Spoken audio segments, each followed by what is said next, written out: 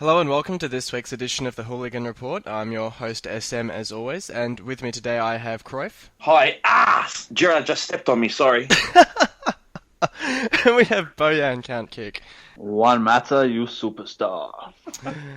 We might kick it off talking about that game because obviously there's a lot of talking points out of Liverpool Man United. So we'll kick off with that one. And Bojan, you must be feeling pretty pleased with yourself this morning. I'm wrapped. Absolutely wrapped. It was a fantastic performance, followed perfectly on from the Spurs game the week before. I said last week that they needed to keep possession early and nullify the fans, and they dominated the first half. Absolutely dominated. Liverpool didn't get near it. Mata and Fellaini pushed forward deep because Liverpool were playing three centre halves and two wing backs. Sterling didn't get forward all game basically because he spent half his time either trying to help out Moreno or Chan, who were trying to stop Fellaini and Juan Mata. And the goal, oh, what a beautiful goal! Ball played square by Fellaini to Herrera, who just sees the space and straight through in between the defenders, and a beautiful finish by Juan Mata. And that was, sorry. Lovely ball from Herrera, as you were saying. Exquisite. Exquisite ball. And I'll talk about the second half as well, but this is the Juan Mata that we saw at Chelsea. It really was. This was a throwback performance. And I think he was absolutely fantastic. a lot of people don't understand why he doesn't start more often because he hardly seems to put a foot wrong when he gets at least a couple of games under his belt. I mean, he played pretty well against Spurs last week, and he played pretty well again today. Yeah, I'm not. I mean, who knows what's going through Van Gaal's mind, but I'm not sure whether this philosophy garbage is true because, I mean, for all we know, it could just be clicking now. It could have clicked last week, which is what he's been saying. He's been saying eventually they'll get the philosophy and everything will click and we'll play beautiful football. Maybe it clicked last week and it's flown onto this week. I mean, we just don't know. But I guess when you're talking about Herrera being out of the side, the same could be said for Ander Herrera. Sorry, when you're talking about Mata being out the side, the same could be said for Ander Herrera, who he had some ridiculous record of, I think it was 6 starts, 6 goals and 6 assists. Every time he started, he put up stats, and they interchanged beautifully. Michael Carrick was in there beside them, and we really just controlled the play, especially in that first half. In the second half, Steven Gerrard. Could not be happier. Oh. I started watching the second half in bed and I shut my eyes and it said, I hear, Gerrard's coming on, and then 30 seconds later, Steven Gerrard's been sent off. I rolled over in shock, wide-eyed, and I couldn't believe it. Yeah, my mate was heading off at half time, and he kind of heard the commotion from the red card and kind of popped back in because no one could believe it. That just happened so quickly after half time. You know, just brain explosion from Gerrard of all people in a game like that. But I think the most, not the most, but a very significant thing is that Gerrard's actually come out and put his hand up and said that he was to blame. It was a fair decision. Everything. You see some players come out and they'll complain or they'll say, "Oh, I was provoked," or "Oh, it wasn't as bad as the ref made it out to be," or something like that. But fair credit to him, he's put his hand up, which is good to see. He said it's his own fault. Well, he made an absolutely crunching challenge on Juan Mata, which was kind of 50-50. It was a little bit over the top. It's the kind of challenge that the refs let go in the Premier League with. If it was in Spain or in Serie A, they'd been absolute uproar about it. So they let that one go. And then I guess he had been sitting on the touchline and just watching United really dictate the play and thought he had to. I don't want to use the pun again, but put his stamp on the game. And yeah, I mean, that Herrera slid in, but wasn't malicious, and he didn't catch him at all. He was more it was like a sliding intercept of Gerrard's pass, and then he just had that brain explosion. What confused me about that incident was, didn't Herrera also get a yellow card, and Liverpool actually got a free kick out of it? Or was that separate? Exactly. I think that was to appease the cop more than anything else, because Herrera couldn't believe it, and I couldn't believe it. I was thinking, what the hell was that for? I mean, maybe he gave a free kick for, I don't know, going in studs up. But as I said, he was trying to intercept the pass. He was nowhere near Gerrard, really. But, kind of a bizarre decision. And then United even more, trying to dictate the play. And, I mean, United Warrior on the forum, mate, stop batting out Di Maria, please. I've had enough of it. Do it every week. Just just don't do it, because him and Mata interchanged beautifully for the second goal. Lovely ball from Mata had the ball. Yeah, lovely ball. So Mata had the ball on the right wing, cut in, and he really didn't have any options. So Di Maria came from the centre forward position out to the number 10 position and just took the ball, looked around, and Moreno had an absolute mare. He was worst on ground by an absolute mile, and he just let one Mata run past him. Beautiful ball by Di Maria, and what a finish. Absolute. You don't really see those goals from one Mata, but it was a beautiful finish. Very reminiscent of Rooney's goal against City a couple of years back. I know he was in a slightly different position, but just the bicycle kick with such significance on it kind of brought back memories of that goal. And yeah, Mata doing very well. With the penalty, I wanted to ask you, obviously Rooney would love to take it as a former Evertonian. Do you give it to Mata to get the hat-trick, or do you think the right call was made with Rooney taking it? No, you give it to one Mata. You let him. I mean, at this point, you scored 2 goals at Anfield. Your confidence is flying. Rooney had been serviceable, didn't have the best game. His build-up play was all right, but apart from that, he wasn't really near it. Whereas Mata was on fire. You let Mata become a legend. Having said that, if Mata did take it and missed, what would you say? Would you say Rooney should have taken it because he's designated spot kick taker, or what do you? I'd say bad luck. I mean, I think you play like penalties is a confidence thing, right? So because it's just 1-on-1. So Mata was running on top of the ground. He should have stepped up and taken it, and Rooney even admitted after the game that he should have let Mata take it. I mean, I was reading a lovely article by Diego Forlan during the week talking about how he really was a flop at United, but he scored those 2 goals at Anfield and the 2-1 win, and they're still singing his name. If Mata had stepped up and scored a hat-trick at Anfield, straight in the legend book. Rooney should have let him take it. And, after that game, the game kind of petered out until Michael Carrick decided he was going to try and beat about 3 players on his own, and got tackled by Coutinho, who passed the ball through to Sturridge. Took a slight deflection, but you shouldn't be getting beaten at the near post. Yeah, he should have done a lot better, I thought, seeing that he got beaten at the near post. Keep of his quality as well, you'd think he'd have that covered. Yeah, I think he might have been expecting the ball to be played across goal, but he should know how selfish Sturridge is. He should know that Sturridge isn't going to pass it, within the 18-yard box. So he should have stayed at his near post, and it would have been quite a comfortable save. But even after the goal, I mean, they only had 10 men, but I mean, the pleasing thing is in the past, United would have just sat back and tried to soak up the pressure. But they just still got their foot on it and dominated the play. And it clearly frustrated Liverpool, and in particular Martin Skrtel, who decided that he'd stamp on De Gea at the end for no apparent reason. Do you think he'll be seeing a ban? Do you think Skrtel will be seeing a ban for that? Oh, absolutely. If you're talking about Diego Costa getting banned retrospectively, there's no way that Atkinson saw that. If he saw... A lot of people saying it was basically, he was running through, and I wonder if that case will be made by Liverpool, that, it was just, the forward momentum of the run. No, because I completely agree, I think he should be banned, but I'm just wondering if that case will be made, and if there's any chance that will help his case. How about the Wayne Rooney kick out on Mignolet and the 4 yellow cards that Phil Jones should have got? The kick out was a result of getting shoved in the back by Skrtel on his way through. I don't think there was much that'll mitigate that. Phil Jones... And the 4 yellow cards Phil Jones should have got?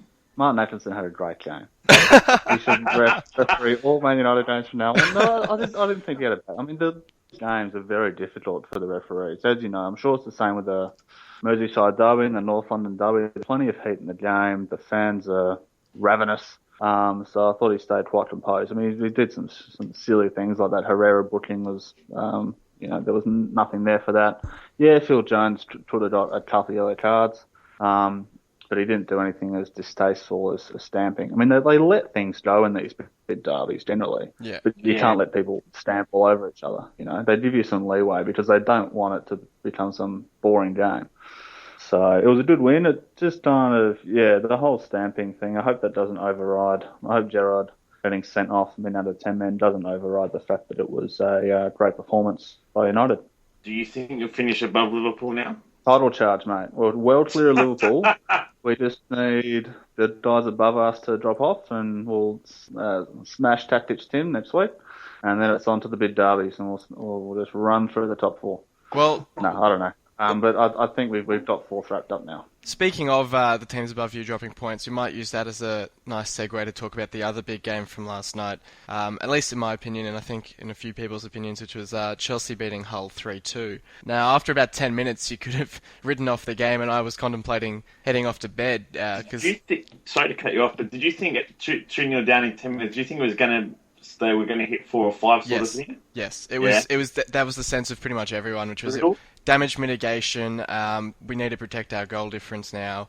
It was very, very worrying that they were so clinical and got those 2 goals so early because we thought players' heads were just going to drop. But the comeback really started with Andy Robertson playing an absolute blinder. Down the left wing, beat both Willian and Ivanovic to get to the byline to cross it in for Elmo to tap it in. And I think that youthful energy can be really helpful in that sort of situation when players' heads might be dropping a bit, but then you look at this young kid kind of stepping up to the plate and you think it kind of lifts the whole team, I think, and that really set us on our way. And then obviously Courtois' blunder about 60 seconds later, or Gerrard sending off later, really sort of, to get back to 2-2, the ground was just buzzing, absolutely buzzing. And from then on, we were really all over them. I mean, we highlighted it last week, but Cahill and Terry as that central partnership are just way too slow. And Hernandez and Ndoye were just ripping them apart. And we were peppering the goal, really. And I think you were saying before to me, Cruyff, I mean, it is a sign that we just weren't clinical enough, that we didn't put more goals past them. On the forum, we were looking at that triple save from Courtois, where really Elmo should be slotting... That wasn't that good, let's be honest. But that's what I mean. I mean, Elmo should have been slotting that first one. I mean, the ball was played to him square, and he was basically in space one-on-one against Courtois, and he should be burying that. And Hernandez had a similar one earlier in the first half, where we were 2-0 down, and he was put through, and he just hit it straight at Courtois. And it's those situations where you just need to be more clinical, and Chelsea proved that, I mean, with a bit of help from our keeper, but they proved that they were a bit more clinical than us.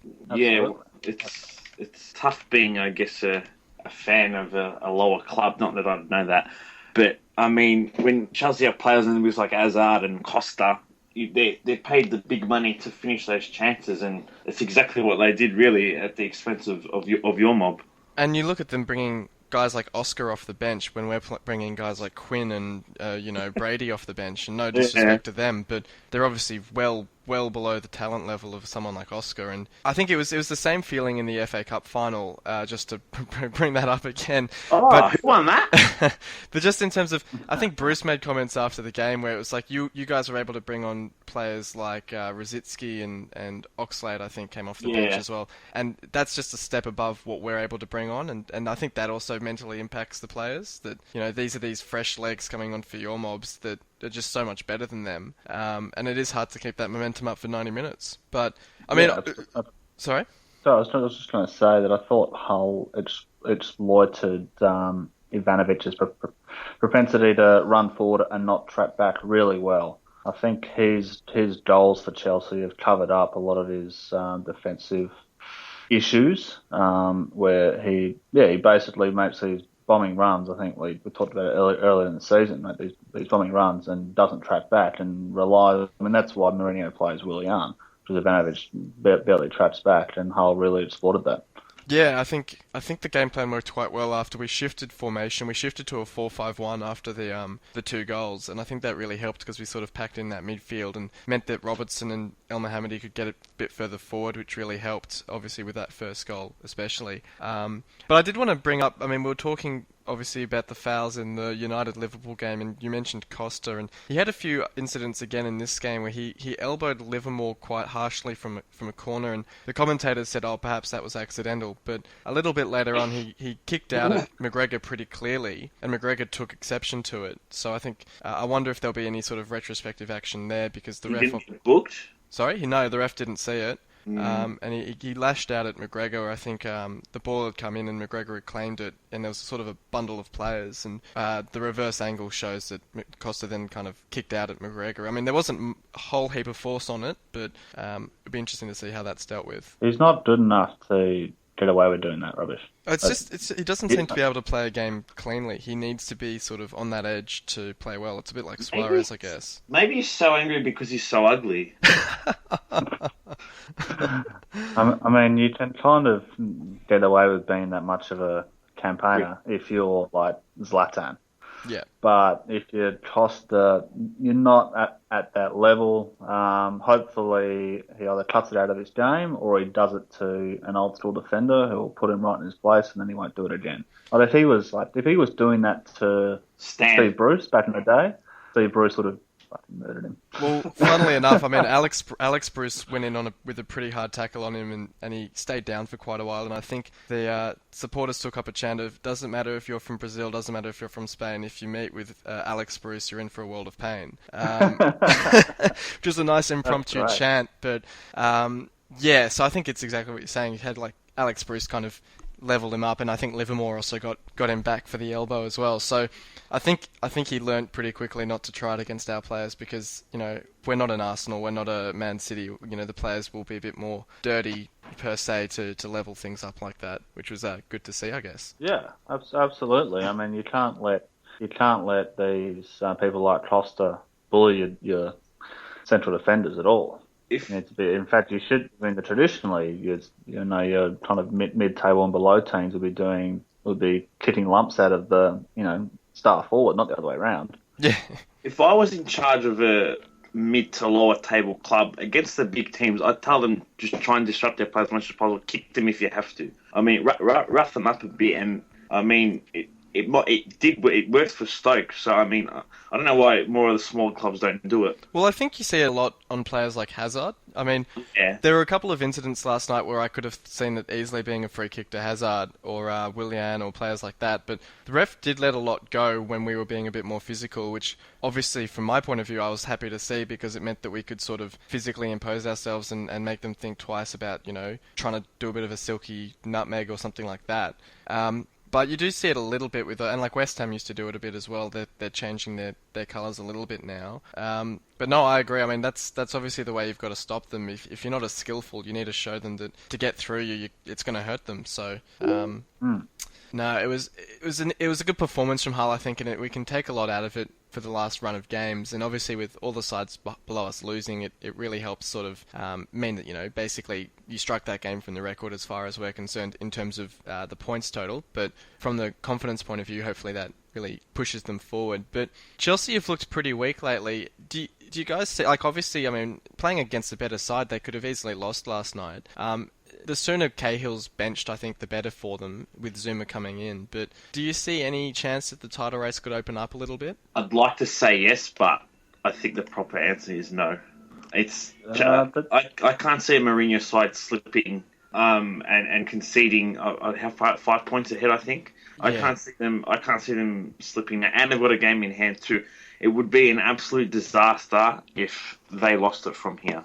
Yeah, correct. I mean, Chelsea and City both aren't in great form. So if there's anyone who's going to challenge, it's going to come probably from Arsenal, really. But you'd have to say, given Mourinho's history, he kind of has a habit of, towards the end of seasons where he hasn't rotated enough, they just tend to eke out the 1-0s towards the end of the year, and they do just enough to stay ahead. So you still back them in relatively comfortably for the league. Arsenal obviously kept up the pressure with a 2-1 win against Newcastle, Cruyff, and Giroud kept his goal-scoring form going. Yeah, Big Ollie showing how it's done. Lovely goal to the first one, absolutely peach off his knee. Well, that might have been the second, actually, but one of them was a lovely executed ball that bounced in off his thigh. You can't get much better than that.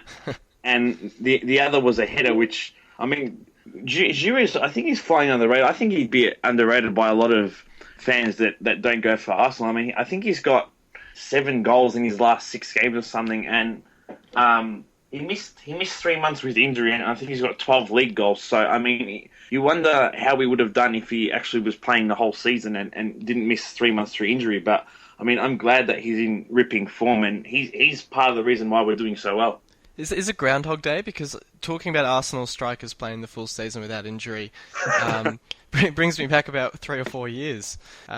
I think there was some stat that actually without penalties, Giroud's the third top scorer in the Premier League. So that's obviously a pretty impressive stat for him. And so yeah, I mean I rate him pretty highly. But I think was it when he first came to Arsenal, he was pretty lightweight. I mean he didn't score a lot of goals. I think he was a bit maligned by the fans from memory. So he's taken a little while to get going. Yeah, I think it obviously just takes time to adjust to the league and whatnot. But I mean, he scored. I think he had the most headed goals in France. Actually, no, that was Chamac. I apologize. And that turned out to be a disaster. So we won't talk about that. I mean, Giroud's done well. His finishing could be better, but his role in the side is to more hold up the ball and play through other players and score. But I mean, as far as terms of physicality go and physical strength and playing through teammates, he's very good at that. Absolutely, and another striker who's on form at the moment is Harry Kane, who got a hat-trick, his first Premier League hat-trick against Leicester, I believe. So he's in pretty ripping form as well. Yeah, here comes the story of the Hurricane. Yeah, I think he's got 15 goals in 2015 or something like that, second only to Messi, I think. Wow. So he's in pretty ripping form himself and has fully deserved his England call-up. Well, he's got 29 goals overall this season in 37 games, so the young lad isn't doing too bad for himself. Absolutely. The other big talking point from the weekend was probably in the Man City game where we've had another case of mistaken identity with the wrong West Brom defender being sent off. Do you guys think that means that there should be a move to video reffing, at least in the case of red cards like that? Absolutely ridiculous that still happens. I mean, how... They've got the headpieces, they've got second officials, the linesman, the fourth official. How can four people get it wrong? Yeah, and it would only take about 5 or 10 seconds to look at a replay, see which player it was that actually committed the foul, and to send the right player off. And from memory, it happened with Arsenal last season. With Gibbs and Chamberlain, yeah. Yeah, and did both of them basically, no player was suspended out of that, was it? Or was the ban transferred to the right player? I honestly can't remember, but Bayan might know, but I can't remember myself personally. Well, it only happened about 3 weeks ago in the Man United Sunderland game where he sent off Wes Brown instead of O'Shea, and then the FA made up this rubbish excuse for it, saying that they did send off the right guy when they were just protecting the ref, really. I'm not sure with the Arsenal one. I think they did move the ban across. Because I think from memory with the Sunderland one, both players were sort of involved in the foul, so the case could be made that, well, the ref sent off the wrong player, but O'Shea did still Wes Brown did still commit a foul. And so then when the red card was challenged, they said, oh, well, it's not actually red card worthy. But I think with the Oxlade and Gibbs one, because Gibbs actually had nothing to do with it, or Oxlade had absolutely nothing to do with it, the ban might have been transferred because it was a different process of appeal. I'm not sure. So it will be interesting to see what happens with that one, I guess. It's just, it's farcical how it can happen so consistently at such a high level. It is, yeah. At least on the pitch, it was good to see Bonnie get his first goal for Man City. Good hit. It was a good hit, and it was a very typical sort of Bonnie goal that, ball came in, he sort of got his foot up to it, trapped it, and then top corner.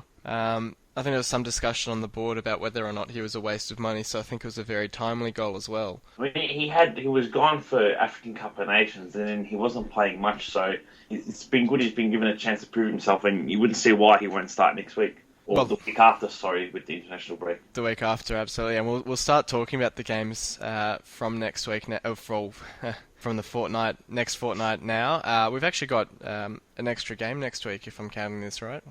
Hey guys, we've got. Did anyone, before we move on, did anyone see the Spurs Leicester game and Kyle Walker have his absolute mare, where he was responsible for most of the goals against Spurs and then injured the keeper? No, I didn't see that. What happened? I heard he injured the keeper because Chulip wasn't too happy about it. He basically fouled, I'm not sure if he gave away a penalty or if it went out for a corner or a goal kick, but he almost dived through the air, grabbed onto the back of the Leicester player and fouled him, and then 2-footed tackled Loris, who was coming out for the ball. It was the most bizarre thing. It sounds ridiculous if you watch it. Loris is debatably their most important player.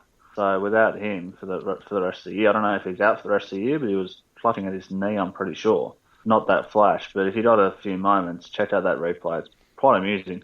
Well, we've got a few keepers who have been injured lately. I think Ben Foster for West Brom is out for 6 months, and Fraser Forster for Southampton also injured himself in their win, and Hugo Lloris. So a couple of keeper injuries on the weekend. I think Foster and Forster have both withdrawn from the England squad, it's good to see Jack Butland get a call up, because I think he's potentially the England keeper of the future. It's looking very talented. All we need now is for De Gea to get injured, and we'll be good.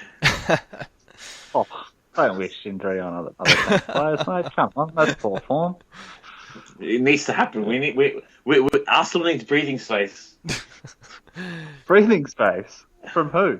You're right up our bum. You're only a point behind. You're only a point behind Man City. You're in a Manchester so sandwich. Breathing place from 5th. Yeah, we're the Manchester sandwich. What a technology that is. God. That's an awful combination. I can't. I mean, it'd be unlikely, especially with the form that Arsenal are in. The top 4 changes from here. Yeah, well, absolutely. And I think looking ahead to the next set of fixtures, Arsenal play Liverpool in the early game, and that could all but seal the top 4, I suspect, if Arsenal can get a win there. You'd think so. I mean, it's at Emirates as well, so that's obviously in our favour. No Gerrard. I mean, he's not playing that great, but I mean, it's handy to know that he can't play at all. Coutinho, I think, will be a danger. He'll give us a bit of a run around. And we just need to hope Bellerin doesn't get injured and stays fit, because if Chambers is the starting fullback, we will get murdered down the right-hand side. Sorry? No Sturtle either. Most likely no Sturtle. Brilliant. So you're playing against like a Colo Toure or some other spud. I mean, Emre Can was very ordinary, and Moreno was very ordinary. I think Alexis Sanchez and Giroud could, tear it up.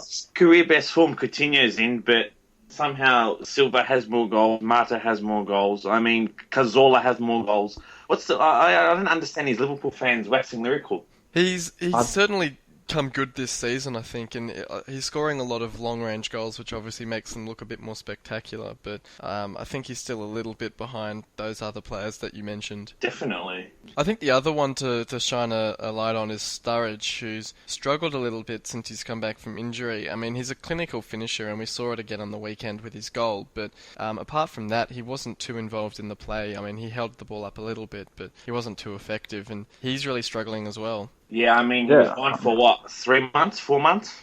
I think it was something like that. Yeah, I mean, he missed most of the first half of the season, I think. It's always going to affect a player coming back after that long. Needs to get match fitness, needs to get sharp again. It'll probably still take him a few weeks to get back to that 100%. But I mean, it's unfortunate for Liverpool that it happened. But I mean, as an Arsenal fan, I'm not complaining. Wasn't he just playing baseball though? Something like that. No. No, I mean he was very he didn't get involved in the game much on the weekend. He had that one chance, and I mean, good on him. He scored, but outside of that, he wasn't in the game at all. Absolutely. So we see probably an Arsenal win in that one. Yeah, but at the Emirates, you'd say yes, but Arsenal still sometimes don't decide to show up at times. But you'd think Wenger's actually seemed to grow a brain at a point. And you think now they're well drilled, they know how important it is, and will actually hold on and hopefully get the 3 points that we need to, again, keep up the pressure on the teams around us and help ourselves out too. Now, another interesting game is actually Chelsea playing Stoke, insofar as it's Stoke's the sort of side that are essentially a better version of our style of play. I mean, you're not too physical, but you're also not too technical. And they could cause quite a lot of trouble for Chelsea with guys like Moses and Diouf and those guys who are quite pacey. And it's a story for probably the third game in a row for Chelsea that they'll come up against a few pacey forwards. Obviously, Stoke have Crouch as their main man, who's not too pacey himself, but it's at Stamford Bridge, so probably a Chelsea win, but I mean, the way they've been playing lately, you never know. Stoke could grab a draw in that one. I think they've got potential to give Chelsea a bit of trouble. As you said, the pacey forwards, because with Terry and Cahill in the middle, I mean, obviously that's lacking pace. Terry relies on his positional ability and being able to read the play, but Cahill's a big weakness, and if Ivanovic keeps deciding just to stay halfway up the pitch rather than defend, I mean, Stoke can exploit that, and Crouch isn't exactly a slouch in the air, so, I mean, they should be aiming to whip balls in and move it quickly along the deck as well, and cause Chelsea some problems. But again, as you said, Stamford Bridge, it'll be tough for Stoke to get away with something, but I'm going to have some faith. Do you think Zuma coming on late for Chelsea against us might have been a sign that Mourinho's learning that perhaps Zuma should be starting? Yes, 100%. I mean, I don't know why. He's quick, he's strong. I mean, there's no reason why he shouldn't be. He's not exactly poor. I mean, Chelsea paid how much ever for him, but I mean, he's impressed when he's played this season, and I can't understand why he doesn't start more games, to be honest. Well, Mourinho doesn't really trust young players, so that'd be the reason. That he hasn't just made the call and benched Cahill and play Zuma. So maybe it's something to do with the kind of dressing room where if you bench he could be a team leader for all we know. And if you bench him, what kind of message does that send to everyone else, you know? So just not quite sure, but I guess as we talked about last week, that move will be made at the end of the season. But, if they come under pressure, then they should make the move this season. But if they don't, they can probably afford just to nurse Cahill through to the end of the season, and then they can pick up some superannuation elsewhere. Well, certainly in the last two games against Southampton and against us, I mean, they've certainly come under a lot of pressure, and they could have easily walked away from those two games with perhaps no points at all, the way that their defence was playing. But, I mean, obviously they've been quite lucky and come away with 4 points, and so, as you say, perhaps it'll let them nurse Cahill through to the end of the season. But if they drop points to Stoke, and I don't know who they have after that, I think they have QPR. Well, never mind, they'll probably beat QPR, but it will be interesting to see if they drop points to Stoke, whether that is the catalyst for a bit of change now. But they still have to play Liverpool at Stamford Bridge and United at Stamford Bridge, and if both, Liverpool should. I hope they fold, but they should be fighting for all the way to the season and keep putting pressure on United. So, but if Liverpool and United can kind of put them under pressure, that they might have to make that change, or it might result in them choking away the title. There was talk, maybe a month and a half ago, about how woeful Cahill was doing. I think he was terrible against Liverpool with that handball thing that he was lucky to get away with. But I mean, you've got to wonder with Mourinho, what does a player need to do to be dropped? Well, it's all about experience with him and the players that he trusts, and he'll let the older players. And this is common in kind of with most coaches, where they'll kind of let the older player. They'll give them a little bit more leeway than they would a young player. With a young player, they'll kind of put down his mistakes down to inexperience. Whereas an older player, it's like, he's done all this stuff in the past for me. We'll keep playing him. So, but I'm sure Mourinho knows that the end is coming for Cahill. Yeah, I think he could still do a job at, say, a Hull or something, or an Everton or something like that. But I think his days at Chelsea are over. I'll top that, SM. Or you can stay away from Hull.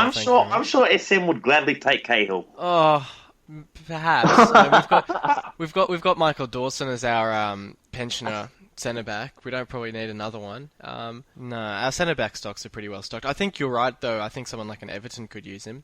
With Jagielka and Distan coming to the end, they could probably use someone like that. Distan's 36, 35. Yeah. He's pretty old, so. Looks like Podger. Wasn't he playing for Portsmouth 15 years ago? Probably. It seems like it was that long ago. But we'll look down at the other end of the table now at the some of the relegation games which hold a bit of importance, and probably looking at Burnley up against Spurs at home. And Burnley have built a bit of good home form recently. I mean, they got the win over Man City just the other week. So it will be interesting to see how they go against Spurs. Obviously, Spurs only beat Leicester by the odd goal. Good goal by Leicester in that game. I think might have been Schlupp. Yeah. It was a nice hit on the edge of the box. For Leicester's third, yeah, I think I know the one you mean. Yeah, that was a pretty decent hit. So I mean, if Lloris is out for a couple of games, that could be pretty damaging for Spurs. But I mean, do you reckon Burnley set up for another 1-0 sort of smash and grab, so to speak? Hopefully, because I'd rather them stay up than some of the teams that play terrible football. So hopefully they can go there and at least get a point. And Spurs obviously still in the race for I suppose, going for fifth for Europa League. So they've got a bit to play for, basically between them, Liverpool and Southampton, I suppose. From my point of view, I hopefully Spurs get the win. I'd rather at this stage just see all the teams below us keep losing. So see how that game goes. I think that's one. Everton seem to have a bit of momentum now. I mean, they did lose to Dynamo Kiev in the... Was it 5-2? Oh, something like that. They got belted, yeah. Miserable performance, but...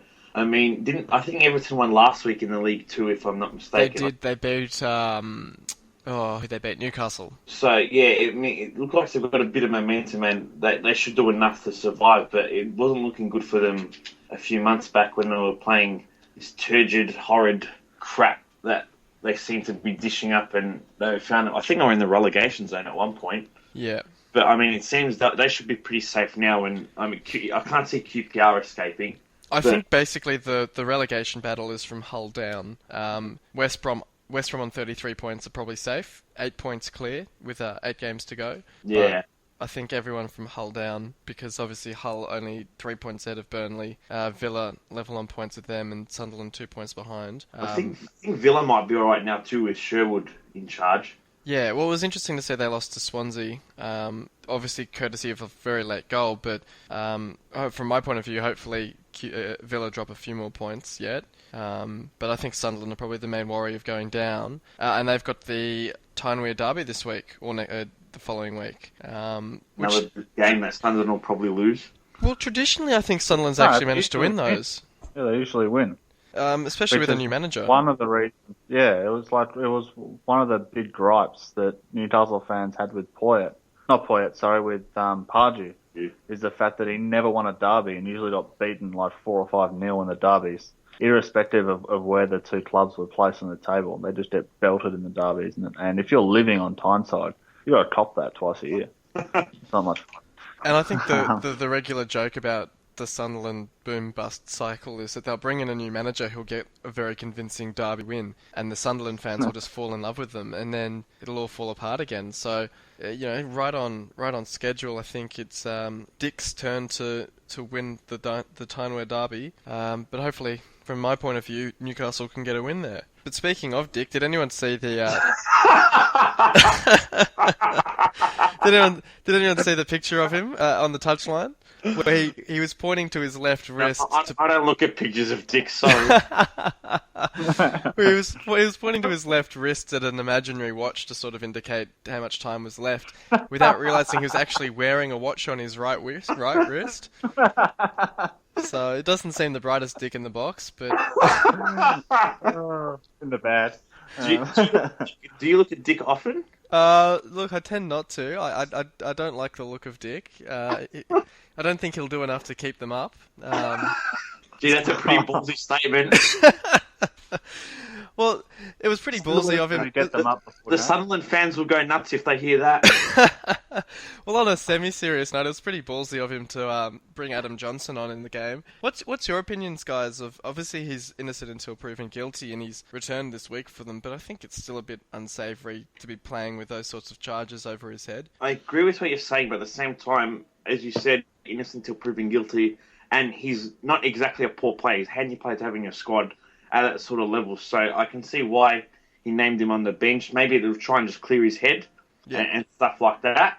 And hopefully for Johnson's sake, he gets cleared himself. But, I mean, he's not exactly a poor player. So you can bring him on 20 minutes to go sort of thing, open up a defence. And, I mean, who knows what could happen from there. And probably the biggest game for the relegation battle... Oh, sorry, were you going to say something, Bojan? I was going to say that the reason it looks bad is that he hasn't played since the initial, charges or initially when he was questioned. So now it kind of stinks like, well, they're in trouble. We need to roll this guy out and have him play, and that's why it smells bad. Yeah. And probably the biggest game in the relegation battle is Aston Villa playing QPR. In the double game for the week. For me. Yeah, QPR away from home will probably be tough because they just can't seem to pick up points on the road. So you'd think Villa might be able to win that one, which would almost see them safe, I think. Yeah, Sherwood's managed to do a bit of tactics, Tim, and pull them out of the trouble they were in. So, I mean, I wouldn't be silly if I backed a Villa win, I think. Especially against QPR of all teams. Yeah, absolutely. They should win comfortably. I think if they can win that one, they're pretty much safe. They have Man United in their first game of the week, which I think Bojan made reference to a bit earlier. But you'd think Man United will win that one. So I mean, I think if Villa can get over that 30, I think this season almost that 30-point barrier is looking almost like safety at this stage at least. Obviously, if teams like Burnley and Sunderland can pick up the odd win unexpectedly, that obviously raises a bit. But that's looking like safe at this time, I think. But do you guys have any closing thoughts? It looks. Bojan does. Yeah, top that Liverpool. And to Jats. Stop moving my threads to the terrace. I'm sick of it. I won't put up with it. I'll wait until you're not moderating, and then I'll just spam if you don't let me get a few through. Let me have my fun. Just for a week. Let me have my fun. All right. Well, on that note, thanks for coming on, guys. Thank you for having us. And Thanks, mate. No worries. And thank you, everyone, for having a listen. And until in a fortnight's time. We'll see you in a fortnight. And until then, we'll see you on the forums. Hold up. Before we sign off for the evening, we've still got to listen to the thoughts of one of our most valuable contributors. Over to you, Cookie. Hello, this is Cookton's thoughts for the recent Manchester United versus Liverpool game. And well, what can I say? It was a perfect day. I mean, Juan Mata scored 2 very good goals. The second one, a beautiful bicycle kick. First one, again, set up by Ander Herrera. Both those two players are creating a little bit of a rapport amongst each other. I mean, they're just so smart, so technical, very intelligent lads. Of course, they're Spanish, so what do you expect? I mean, I found Smalling to be very good. I mean, he swept up most of the things, had Sturridge in his pocket, and of course would have beaten the shit out of Balotelli if they gotten into a fight. Di Maria, Rooney, Blind, Jones, I found to be a bit disappointing in the game. They just didn't click for them. Carrick was just Michael Carrick, just pootling along in the defensive half, intercepting balls, setting up play. But the big man, the big Fally, just beast. Very good game again by him. He's just offering so much aerial presence, clearing the corners, attacking the balls. I mean, fantastic player he's been so far this season. Now we reached possibly the funniest thing ever. Slippy, Stompy, Scousey G getting sent off in the last game. But that's probably typical of his last 12 months, really, and typical of the man. All blood and thunder, not an ounce of footballing intelligence. And he cost his team the league. He's going to cost his team top 4. All we need him to do is slip over and cost his team the FA Cup. I mean, how utterly hilarious it is to see the decay of him. The other games I watched, I mean, El Clasico was also pretty decent. I mean, Ronnie getting booked, I personally think he's going to leave Madrid, as harsh as that sounds. But again, same with Bale, one of those two will be out of Madrid. To where, I don't know. How much, I don't know. But I mean, both were good. I mean, Suarez, Neymar, and Messi, of course, getting a bit better. Of course, it's probably a very decent performance by them. I mean, yeah, the top 4 race is getting heating, and hopefully United can win. Over and out.